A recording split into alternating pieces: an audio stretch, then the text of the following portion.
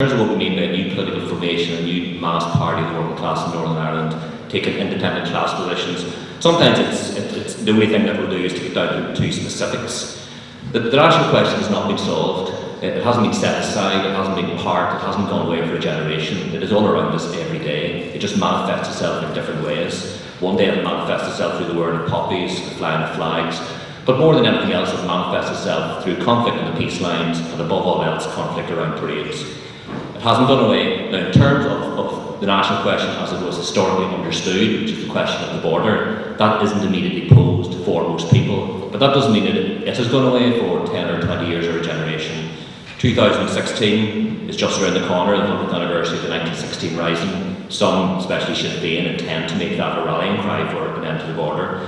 You have the question of demographic changes, which some look towards hopefully believing that if there's a majority Catholic population in Northern Ireland, that in itself solves the problem of the border, which clearly it doesn't. And of course there's also in 2014 the Scottish independence referendum, which will not just have a ripple effect here, but I think will have a very dramatic effect here, whatever way it goes and whatever way the debate is couched.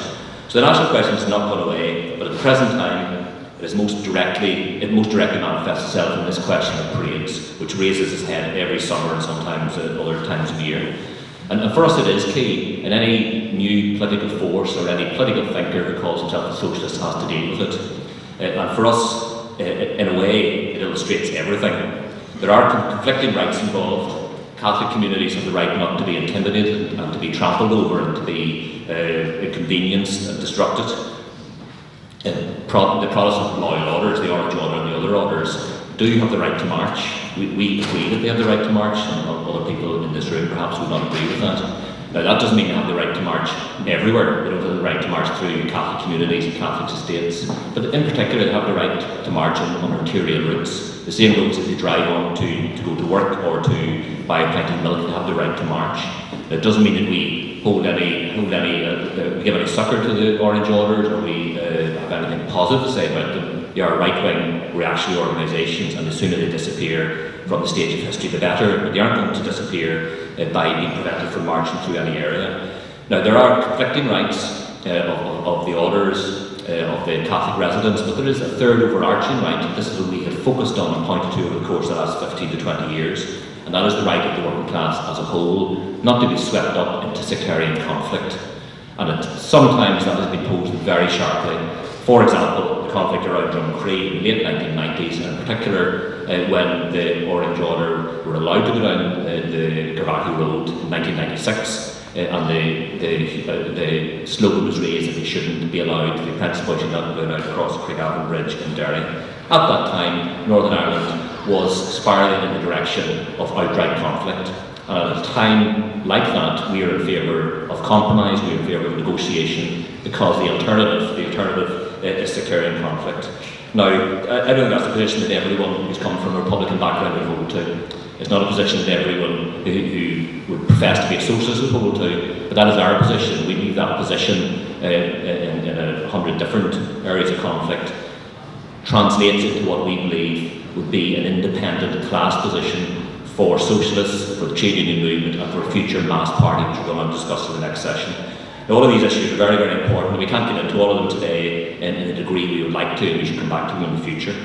And just a final couple of comments. I think we have to focus, all of us in the room, on the prospects for class struggle in the coming period. Over the last couple of years, we've seen attacks on the rights and living standards of working class people in Northern Ireland. We've seen a magnificent strike on November the 30th, 80,000 plus, in effect, a one-day general strike in Northern Ireland, and that large swathes of industry in the public sector were closed down.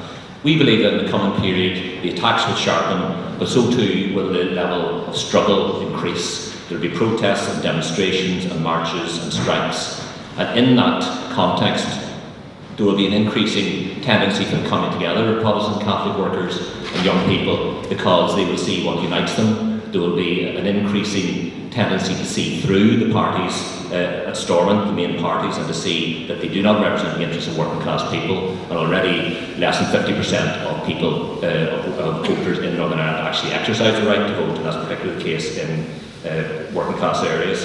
That's our future audience. It's working class Catholics and Protestants and young people who begin to seek an alternative, who want an alternative, but they will only be convinced of an alternative which actually is an alternative, which is not somehow a diversion back to the past, which is not somehow a return to the past or the ideas of the past. It has to be something new and different, and has to point the way forward for the future, and we believe that is entirely possible, but only if we are clear-eyed and we look backwards and we see the mistakes that were made, and we expose the forces that led us into the morass of the 1970s, the 1980s, and the early 1990s. We don't laud them, or we don't somehow or another paper over the mistakes that were made by others, or by or somehow or another laud the forces who pretend to brought us in the direction of peace, but in reality are part of the problem.